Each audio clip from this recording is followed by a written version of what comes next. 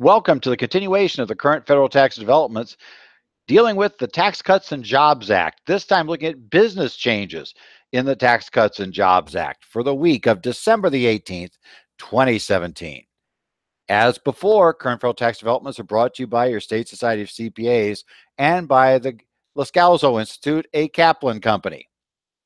Well, hopefully you took a bit of a break if you've actually watched the first one. And if you just stumbled into this one first, remember there is a second one that deals with the individual provisions.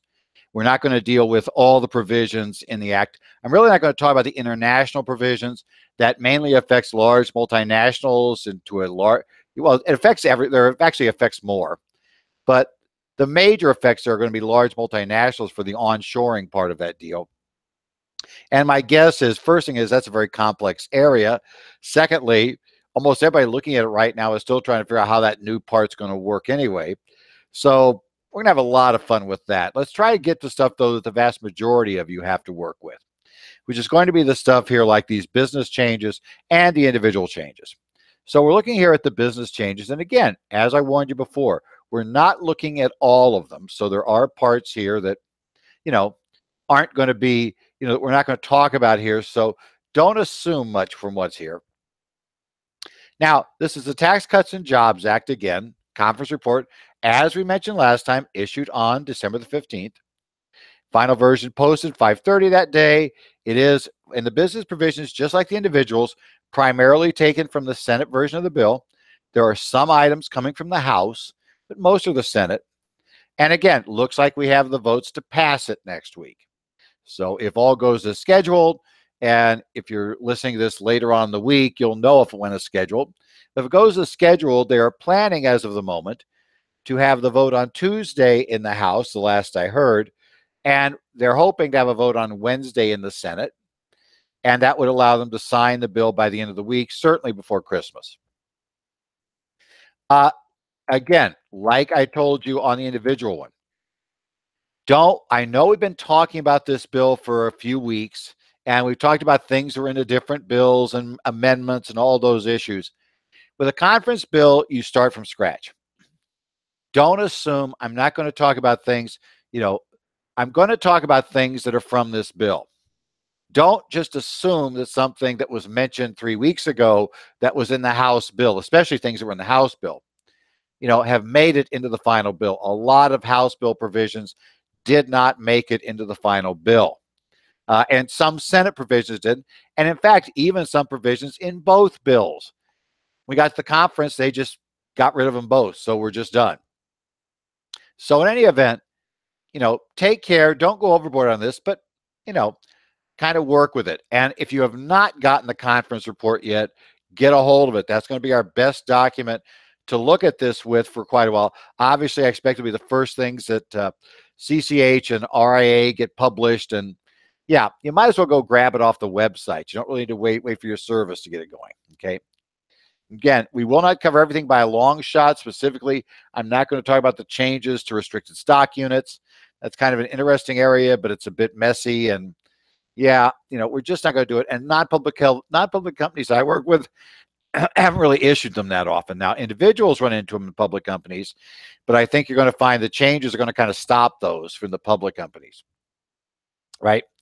And like I said, specifically, I'm not looking at the international corporate tax regime changes.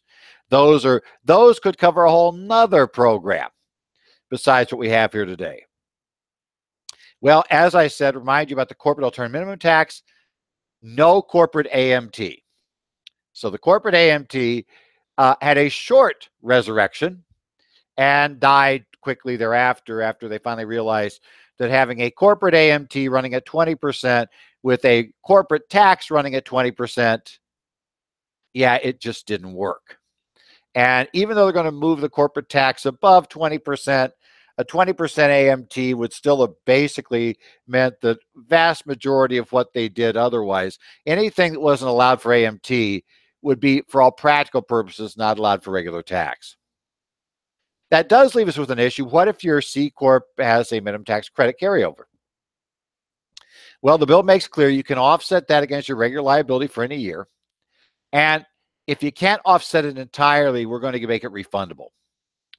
If you have unused after you offset all your taxes for 18, you get a refund of 50% of the amount you could use. And we're going to do the same test in 19. Again, a refund of 50% of the amount you couldn't use. And we'll do that as well in 20. In 2021, if you still got some you never could use, we're just giving it back to you. Okay, so all minimum tax credit will be back to you by 2021. Okay, that'll be the impact on the corporations. Corporate tax rates, a flat 21% rate beginning in 2018. The Senate bill would have begun it in 2019. They did find the money here to move it up, so it is going to start January 1st, 2018. The corporate rates for tax years beginning in 18 will go to 21%. And interestingly, there is no special tax rates any longer for personal service corporations. The PSC rules are gone. And there are those of us like myself who are in practice long enough to remember when professional corporations tended to be set up as C Corps. Now, whether that still makes sense, it'd be a whole nother question. But given the difference between 21% and 37%, you're going to have to start asking yourself, are there cases where a closely held C corporation may make sense, even with that risk of double taxation on the back end? And I would say it makes a huge difference if the taxpayer in question is one that could qualify for 1202 treatment. Because if you have an entity forming that qualifies for 1202, then it seems like it's really difficult to figure out why they shouldn't be a C Corp under this structure. But even some that don't, again, with that rate differential, 21 versus 37, so we're looking here at a 16% rate. 16% of the earnings I can keep in my pocket. If I'm a C Corp that I would have to pay out if I floated out to the shareholder, then maybe I want to hold on to them. It's an open question, but again, C Corps may not be as easy to quickly dismiss as you did before because of this rate differential, because they are way lower than the individual rates, not just slightly as they were before. A big change in the law is the new bonus depreciation rules. First thing is we extend bonus depreciation through 2022 at 100% rate. So we're back to, remember, we've had that once before, very short-lived 100% bonus depreciation. Now it's going to be a much longer-lived 100% bonus. Unlike 179, bonus depreciation does not phase out. Unlike 179, bonus depreciation can create a loss. So 179 is, there, but bonus is kind of nice if you can use it. And it's effective for assets placed in service after September 27th, 2017. So we're already have in service assets that are going to get or eligible for 100% bonus depreciation. So that's something when you're preparing the 17 returns you're going to have to remember this year, is that we have a bonus of 100%. They will allow you an option if you have a fiscal year that cuts over. So you have part of it in part of it in 16 year, part in 17. You started this year, you believed it was going to be a 50% bonus, and for whatever reason, you desperately want 50%, not 100. You will be able to make a 50% election on that 1 year if you have a fiscal year that has that problem. Okay. It'll phase out after 2022. We have this is here from the actual committee report. That's why you see the footnotes there. Didn't reproduce the footnotes. So the rates would go in 2023. It'll go to 80%. It drops by 20% a year. So in 2027, it's gone unless you have long-lived property. Then you have that final year of 20. That phases out a year behind. So again, it's scheduled to go away beginning in 23 and would be totally gone by 27. Now, the big thing is no longer must the property be new. It just cannot have been used before by the taxpayer. Okay. But it does exclude any property used in a business that have floor plan indebtedness unless it's not a tax shelter and it's exempt from interest limitations due to being a small business. If both of those are true, then you're fine. Now, that presages a thing you're going to see come up in the next few, you're going to see a few times here. Certain industries will have the right to opt out of using this bonus, or they'll have to, if they don't want to get hit with what was the trade-off for this, which is a substantial reduction in interest expense deductions, they can't use the bonus. So this is just the first part of that, okay? Those other industries are going to have to choose bonus depreciation or a full interest deduction. They'll have their choice. So that gets an interesting call coming down the line. Luxury auto listed property. If bonus depreciation is not claimed, then the maximum for those will be $10,000 for the first year, $16,000 for the second, $9,600 for the third year, $5,760 for each year thereafter. And one really nice change: computers will no longer be listed property beginning next year. That's been a problem all along. We're waiting for the service to exam. As you and I both know, it has to be a computer. It's a listed property that's a computer used exclusively in a business location owned by the business. All of us know that the vast majority of computers sold today are laptops. And we have them as laptops because you need to take the computing on the road with us and outside the office. The problem is, if that computer leaves the office, it's listed property. And, who in the world can keep records on the actual use of the computer outside the office? But you have to. Otherwise, you face a disallowance of the deduction because it's like a car. And unfortunately, Congress doesn't react quickly. They've now finally figured that computers are not that expensive. They're used by everybody, not just, quote, high executives. This is not being given to the execs getting some perk. It's really average persons end up with these. This should not be treated differently than any other business asset. So good news, it's off the listed property list. Farming equipment gets special rules. We're going to shorten the recovery period from 7 to 5 years for most machinery and equipment used in a farming business. There are some exceptions, but you have to use 150% declining balance for any farming equipment. That's a caveat and a problem that you might want to take a look at. We have to be using that for it. And then the other catch is, I should say that's it for there. We get there. Now, this rule also creates a new category of improvement property. It combines qualified leasehold improvement property, qualified restaurant property, and qualified retail improvement property into a single category. That property gets a 10-year recovery period. And it's all eligible for Section 179 expensing. Now, restaurant building property won't qualify for this. That's a little different structure, so it has to be set up separately. A real property trade or business that does not want to be nailed by the interest limitation we're going to talk about here later has to agree to use ADS, the alternative depreciation system, to depreciate all real and improvement property. They're going to give up the accelerated depreciation systems, or they've got to face these rather strict limits on deducting interest. My take is most real property businesses are going to end up saying, look, we got to use ADS. We have to use it because, losing all the interest deduction for us would be a killer. So we're just going to take slower depreciation rather than lose all that interest deduction. Now, this is what I thought was coming up a little second ago, which is why I started going with farms, because we have that detour under the law before we get the second farm issue. A farming business can elect out of the limitation on interest deductions. And if it does so, it must use ADS to depreciate any property that has a recovery period of 10 years or more, like special purpose agricultural facilities, otherwise known as greenhouses.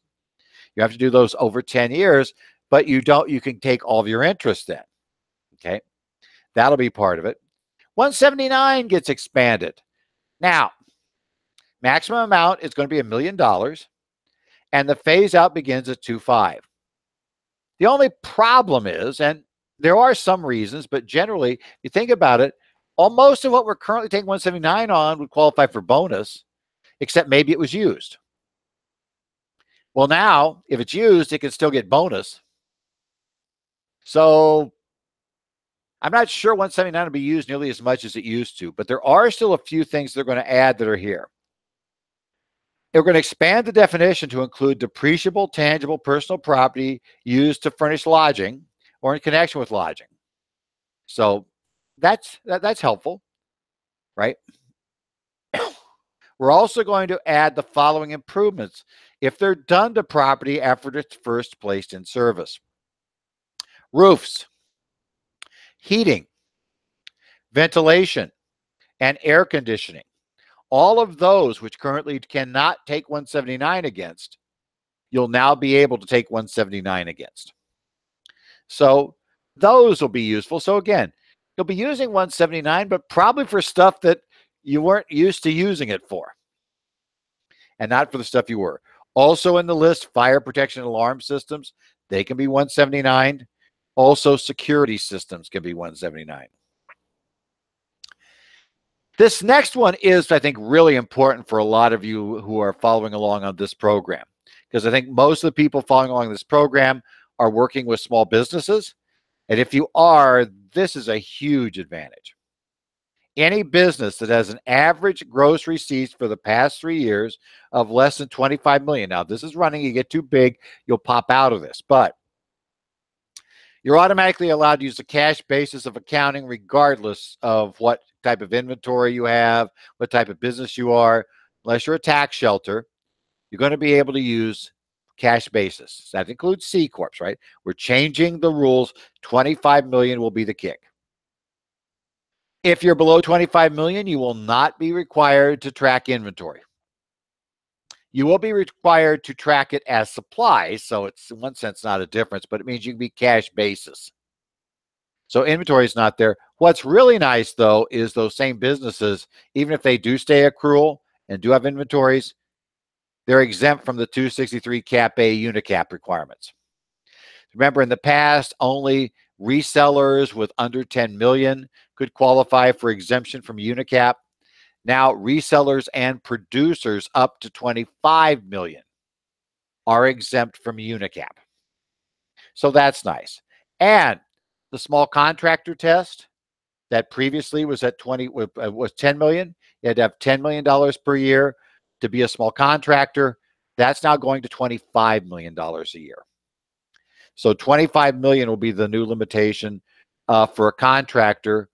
So small contractor, if they have total sales below 25 million, that means that some contractors will now be able to come back, off percentage of completion if they want to use completed contract, or they want to even go back to the cash basis or pure accrual basis and use the retentions option.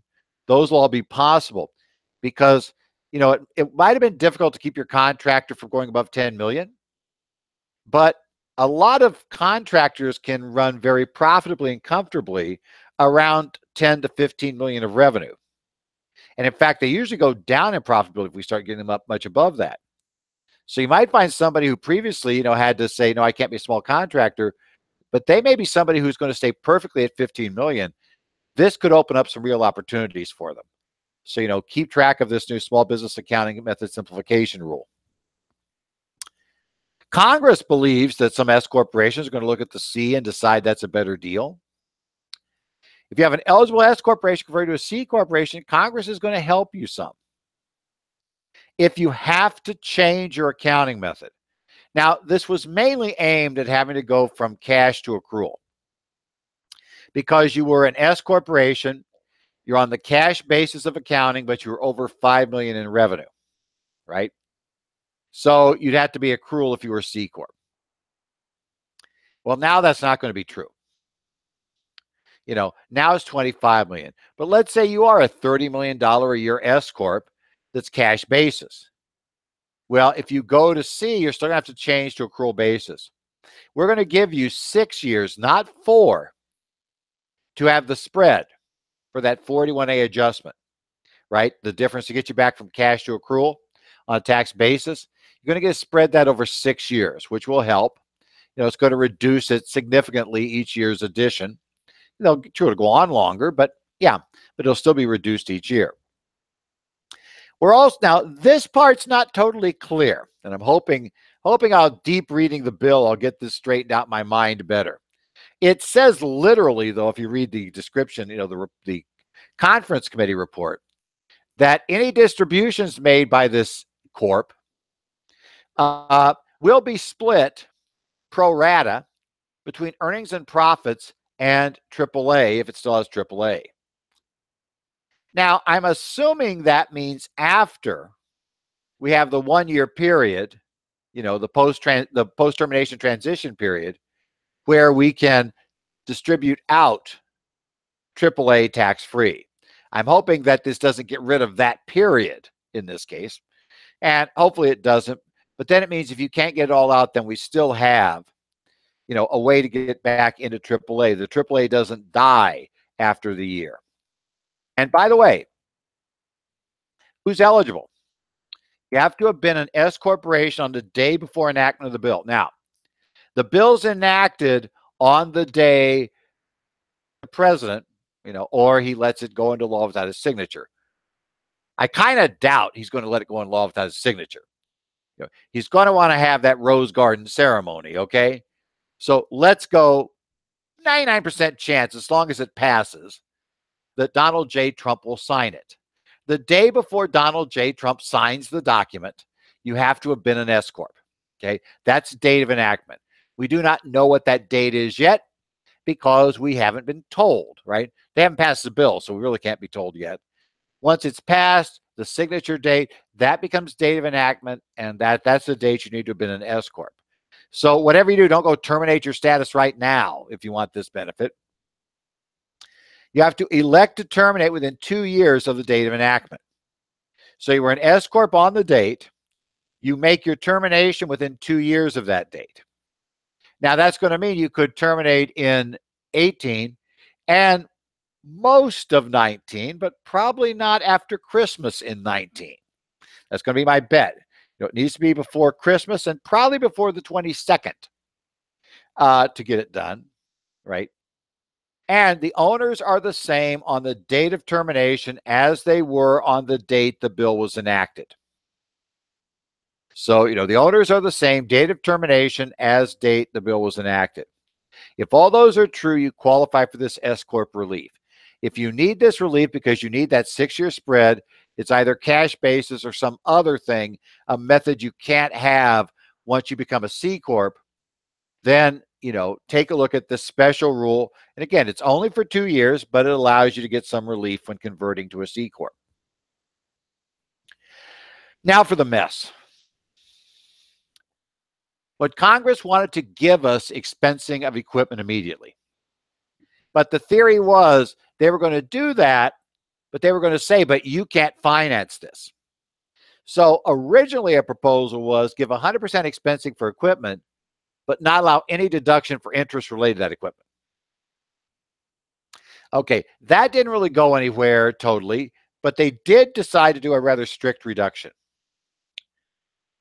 So your business interest deduction is limited to the total of what's called business interest income. Be careful, that's not as broad as you think it is. 30% of the adjusted taxable income of the taxpayer and floor plan financing interest for the year.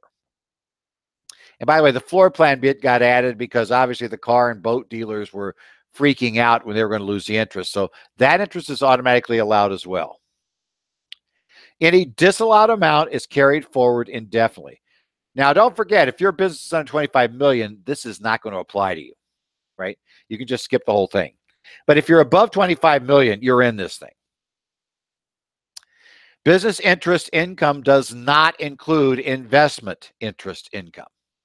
So that means if you have, money sitting in a money market account and you're earning interest on that, that's not going to increase the amount of interest expense you can pay, you can deduct.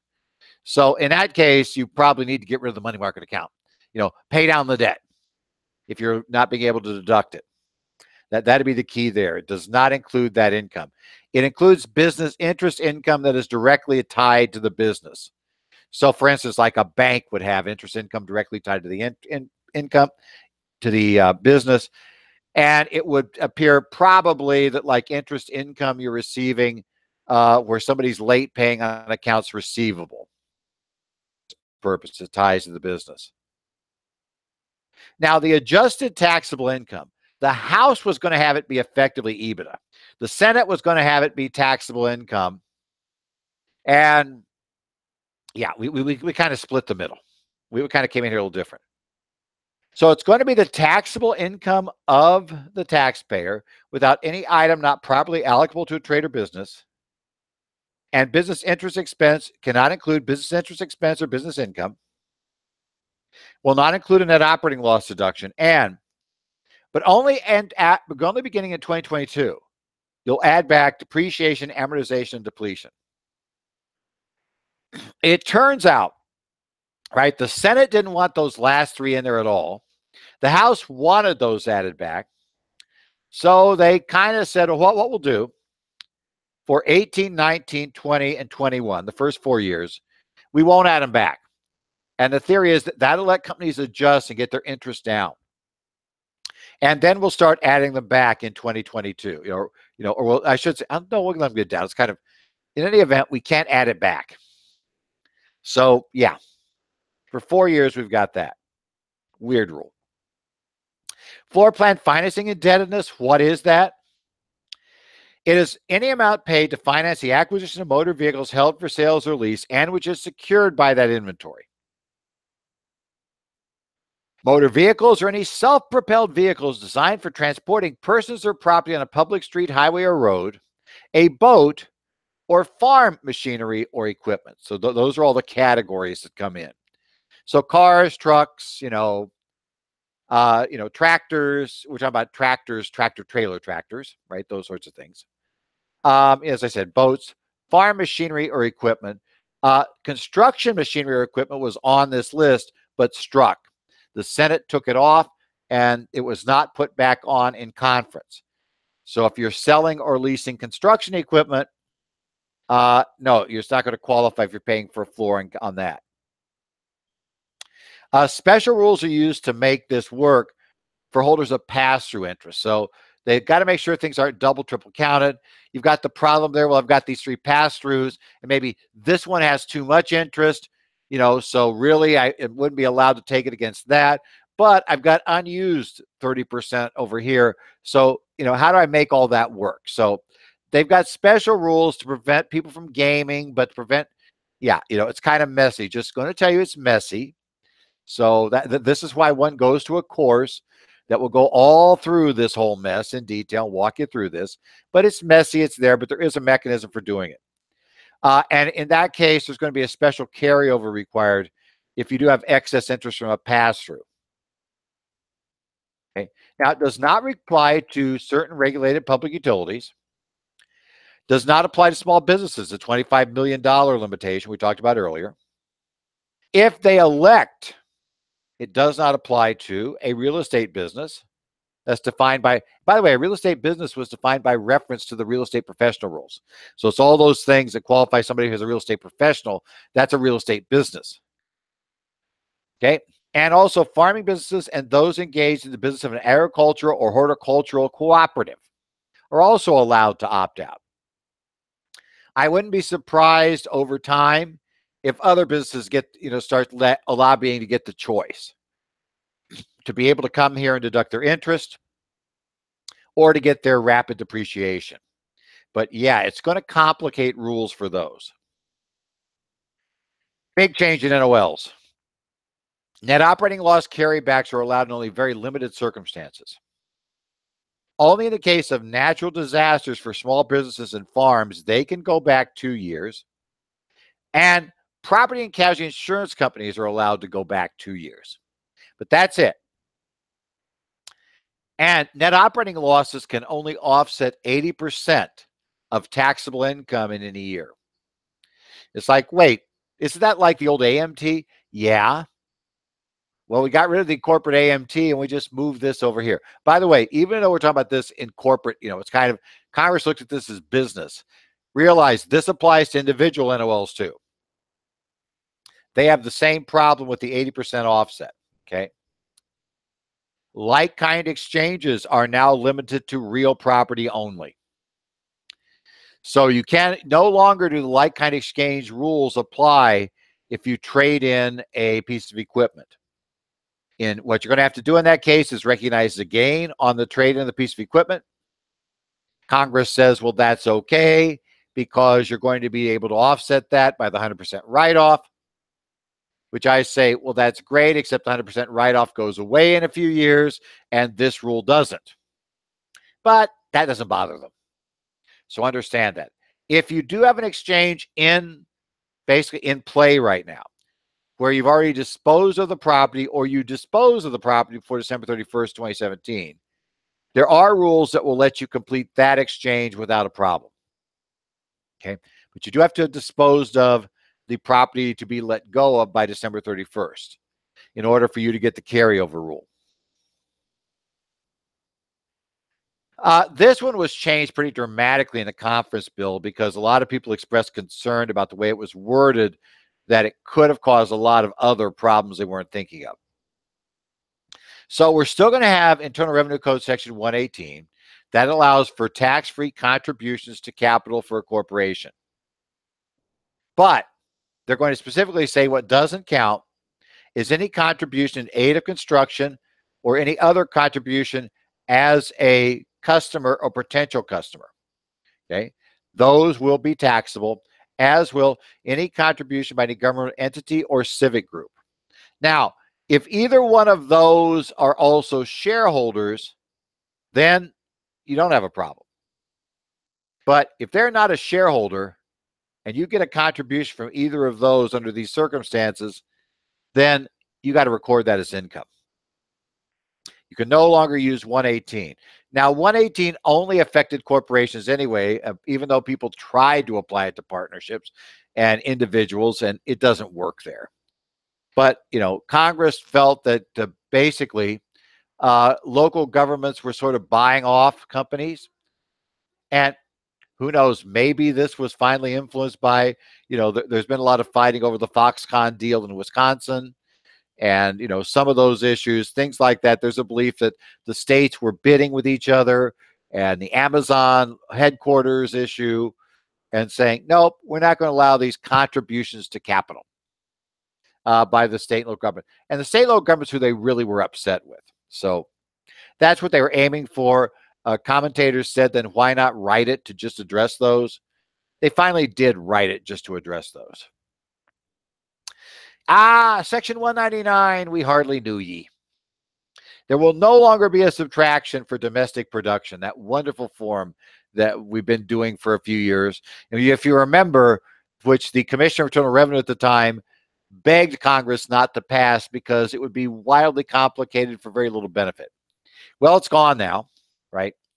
Congress believes lower rates and the equipment expensing make up for the lack of 199. So 199, this is your final year for 199 in the domestic production activities deduction. This one will surprise a few people. We're getting rid of technical terminations for partnerships. Section 708's provision that says if you have a sale or exchange of 50% or more of both the profits and capital interest of a partnership within a 12-month period, you have a termination of the partnership is gone. Why is it gone? Because they score this to raise money. Because it turns out that if that happens to you, you're allowed to reset all of your elections, including ones that you could only get out of with IRS permission. You now no longer need the permission. It may not surprise you that some people would try to manipulate things to get a tech term, to get out of an election that turned out to be not so wonderful. So tech terms will be gone next year. So that's probably good news for most of you, simply because they more often tripped us up. If you were using them for planning purposes, it's not a good thing. But if you weren't using them for planning purposes, they were an easy way to get tripped up. It did not remove the standard termination. So, if we basically cease to operate the entity or we end up with only one owner in a partnership. But that's a pure termination. There's no successor partnership behind it. Denial of deductions for entertainment. Congress has decided to go after certain deductions. No deduction will be allowed with respect to any amounts of qualified transportation fringe benefits paid to an employee, or unless it's necessary for the safety of the employee, any cost of providing commuting transportation to the employee. Okay. Basically, we're getting rid of that. We also get rid of, don't mention it here, it's in a separate section, but we also get rid of that whole bicycle commuting special break. We also are going to start a phase down and then out of the deduction for meals provided to employees through an employer eating facility, for the convenience of the employer. Beginning next year, previously that didn't get the 50% haircut. Beginning next year, it'll get the 50% haircut through 2025. But here's what's more interesting. Unlike other things in the Senate bill that in 2025, this one simply becomes then fully disallowed. After that date, all of those payments for those meals, right, for the employees that previously were fully deductible will become totally non-deductible. And so if you remember the Jacobs case from last year, we talked about the Boston Bruins and the hockey team getting full deduction for meals. Short-lived victory. It's going to go down to 50% like the IRS argued next year regardless for the Bruins. And 2026, the Bruins are not going to deduct any of that food they're feeding the players. We'll have to see if they can go, if they can find somebody to get the law changed for them in the interim. But as it stands right now, the Bruins are going to lose the entire deduction. Well, Jacobs was a great case. It just turns out that it's not going to matter. Now, if you're a not-for-profit organization, you're tax exempt. If you pay non-deductible fringes like that to your employees, certain ones of them, you have to add that to unrelated business taxable income. That includes a qualified transportation fringe benefit, a qualified parking fringe benefit, or an on-premises athletic facility. The idea there is to force you, in essence, here's the catch. You say, for the for-profits, we said you can't get a deduction.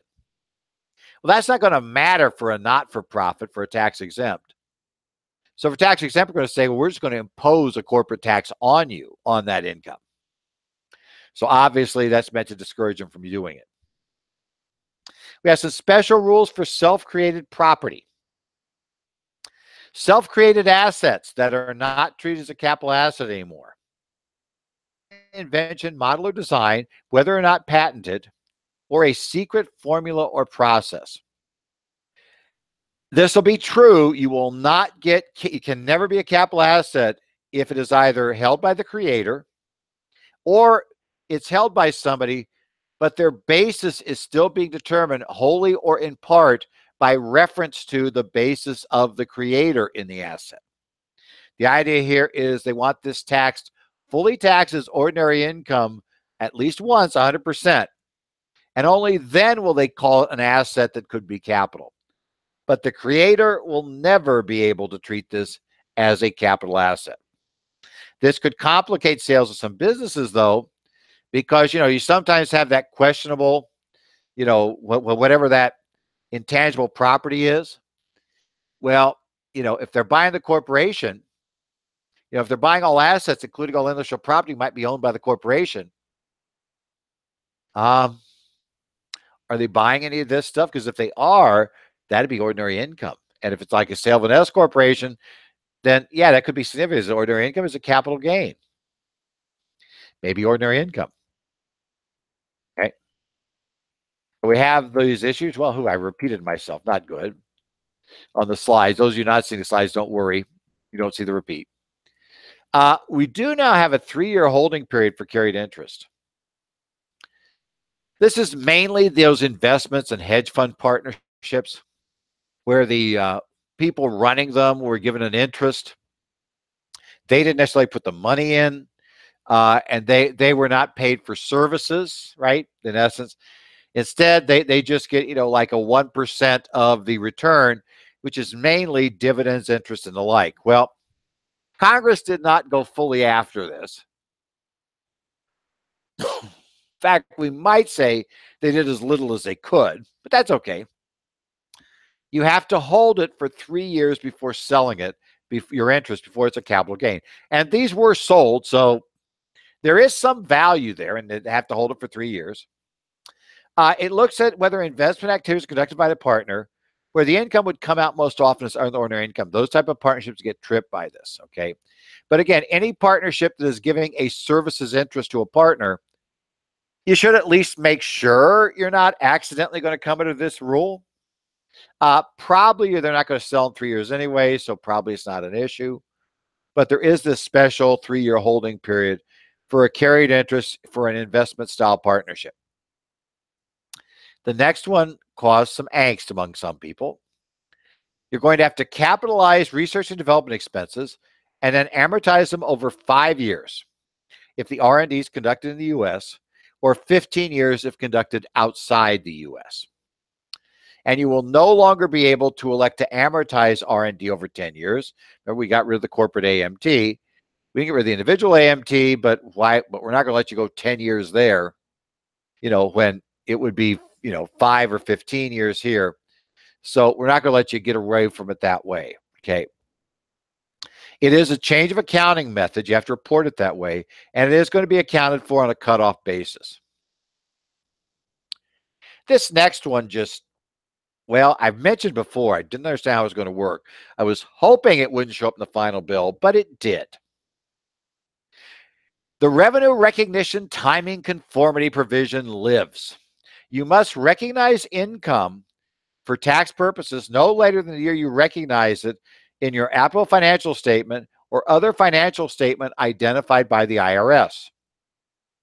It applies to accrual basis taxpayers who are subject to the all events test, which basically is pretty much all of them.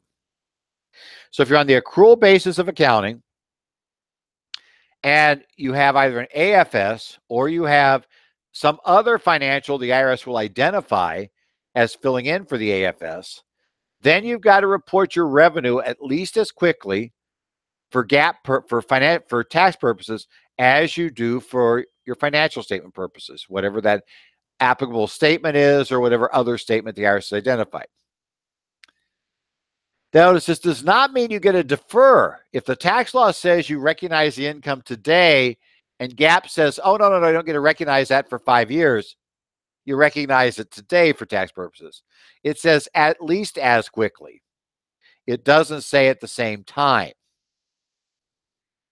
Now, this will be interesting because we're trying to apply broadly. I mean, I understand why, because Congress gets concerned. There's going to be these articles in the paper about, this corporation that showed no income, but has this financial statement showing, all this revenue and all this income, yet the revenue is not on the tax return. And yeah, they're trying to solve that problem. But GAAP and tax just really don't combine well. We'll see how this works.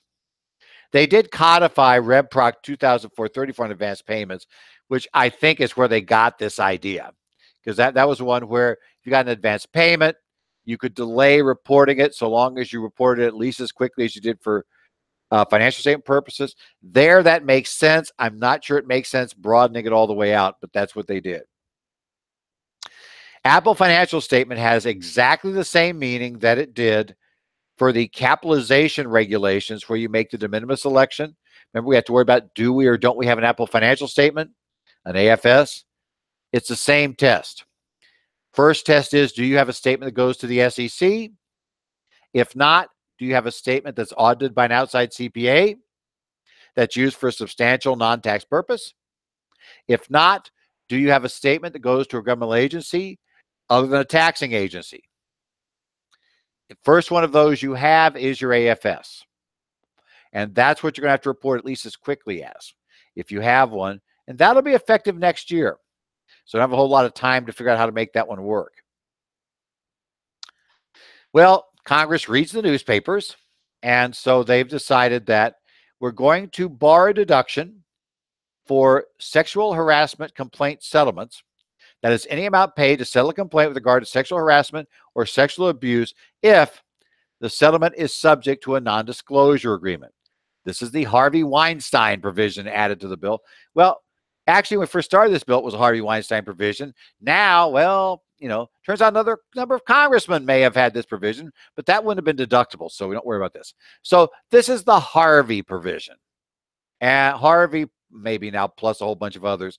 We've had a whole series of Hollywood people and a whole series of politicians. We're just getting all kinds of people into this mess now.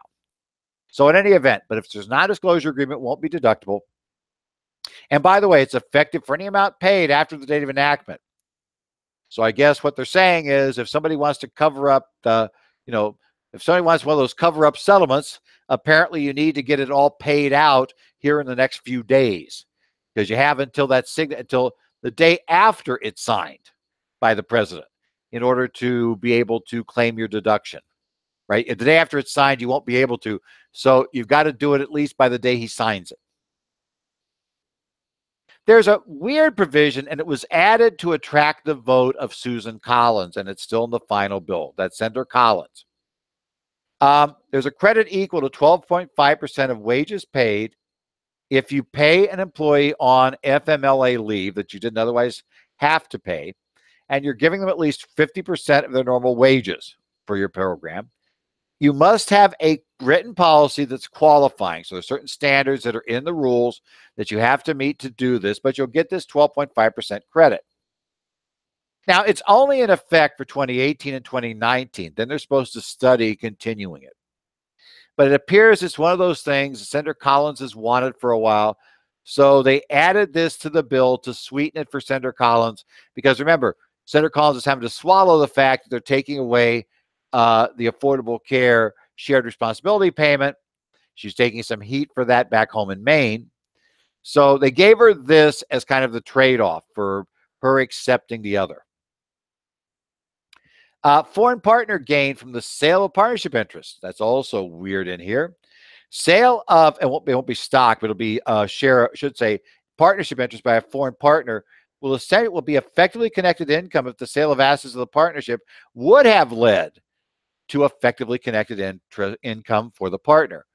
But here's where it gets quirky. If you buy that guy's interest, you're a U.S. shareholder, or actually even if you're not, according to this, but they got to get it enforced.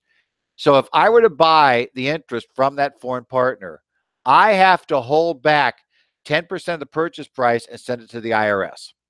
If I don't do that, the partnership has to withhold an amount equal to that from their distributions to me as a new partner and send that on to the IRS. Because I owed it, I didn't pay it, so they take it from me. The idea here is we're going to force them to report this. The catch was, obviously, if we sold the assets, we owed tax on effectively connected income. But if we could sell our partnership interests, that was a security sale. Now, it was changed so that the IRS is allowed to set up systems to allow brokers to do this, because especially large publicly traded partnerships probably do have partners who are foreign. So there'll be some interest holders that are foreign, and you're a random buyer. You have no idea who you're getting your interest from.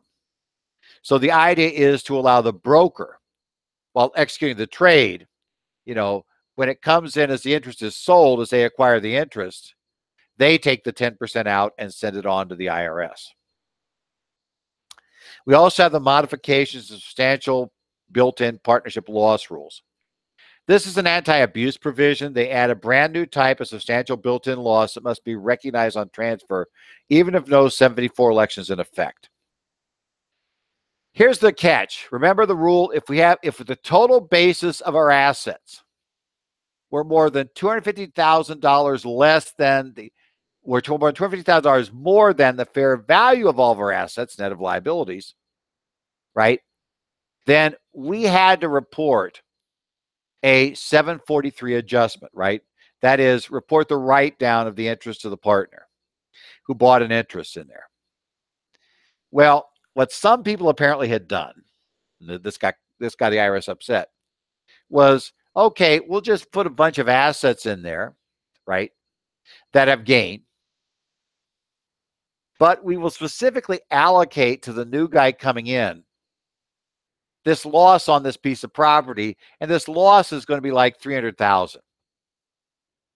But because overall the partnership had like 140,000 worth of other gains, it didn't trigger the substantial built-in loss rules.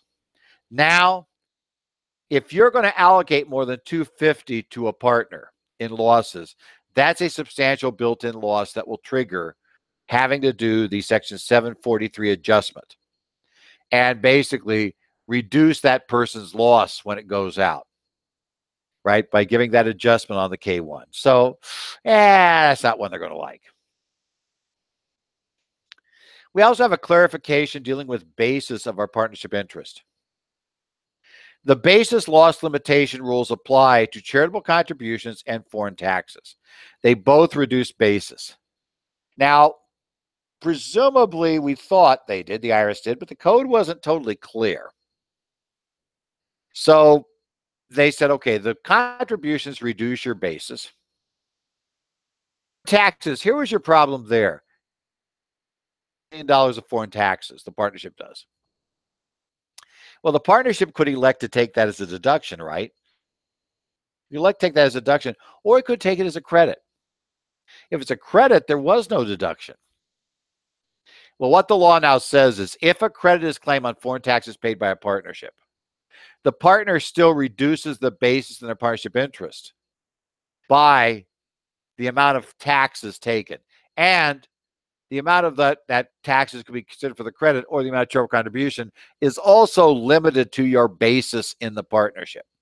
So it clarified that those aren't somehow outside the basis rules. We also added a few special provisions for electing small business trusts, ESBTs. So if you have those, there's a couple of changes that are, well, they're for all they're worth. It probably, they may not apply to you, but if they do, they're fine. First, an ESBT can now have a non-resident alien potential current beneficiary. Previously, since that was not eligible as a corporation shareholder, we couldn't have that type of potential current beneficiary. Even if we avoided sending things to him, we needed to figure out some way to get him out of there. Now that's not a problem. And they clarified that ESBT's charitable contribution limits are computed on the individual and not the trust rules and limits. That means A, that it's 50% of income, not 100%, but B, I don't need specific provisions in the trust agreement authorizing the charitable contribution to be made. So, it clarifies that we treat this like an individual for charitable contributions, not like a trust. And that one at least should work better, having it treated that way for ESBTs. We come up now on a change for tax-exempt orgs.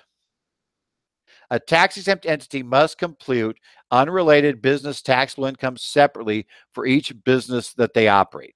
If they have to operate separate trades or businesses, they compute UBTI separately for each one. They then, for the tax they're going to pay this year, add up their UBTI from each of those businesses, except if anyone's below zero, you only pick up zero. Now, that one had a loss. We then carry that loss forward the next year, and we can use that to offset income from that business and only that business next year. So what they're doing here is, let's say, and I'm sure what happened with some number of charities, they had money-making business activities and money-losing activities. They'd net the two. Charities can no longer net the profitable and unprofitable business. Rather, they're going to pay the unrelated business income tax on the profitable business. Okay. There is a special exception, NOLs, that exists before this. You can still use going forward. But obviously, in the future, there won't really be NOLs per se. Those losses will be trapped inside of each business. Well, that's the talk about the businesses. As always, I want to remind you, this is brought to you and solely brought to you. The reason why we can do this is because of the work, what the State Society of CPAs do and the fact that we're able to produce programs and work through them. Take a look. Make sure you're supporting your state society. I've mentioned that before. If you're not a member, it's time to join. There's a lot of stuff that happens. A lot of things go on there. Get your time there. Take a look at them for continuing education. As I mentioned, we are going to be working with the state societies, looking to try to develop programs in this area. Obviously, there's probably not going to be a whole lot that we can get done. Certainly, there's not going to be a whole lot we can get done before the end of this year for tax planning. And then you guys are going to be in tax season. But hopefully, when we get out of tax season, we can start looking at actually rolling out programs that are going to be talking to you about all the craziness of here. Everything I talked about today, we just touched the surface in those areas. There's a whole bunch of detail to look at there. So, take a look. This is something that'd be really useful to actually take the time to go see somebody live.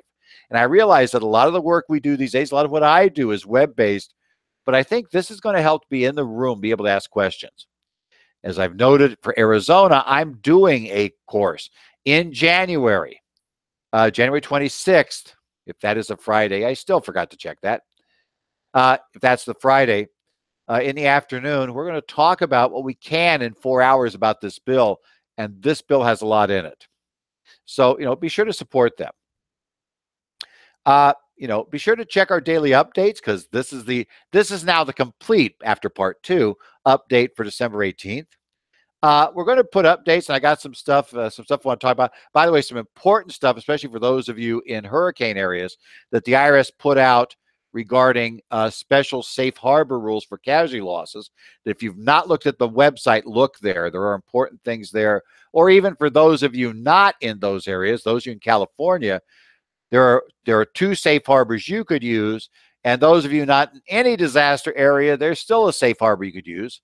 Of course, outside disaster areas, it won't work much longer, but hey, you got 1 year to use it. Take a look at those.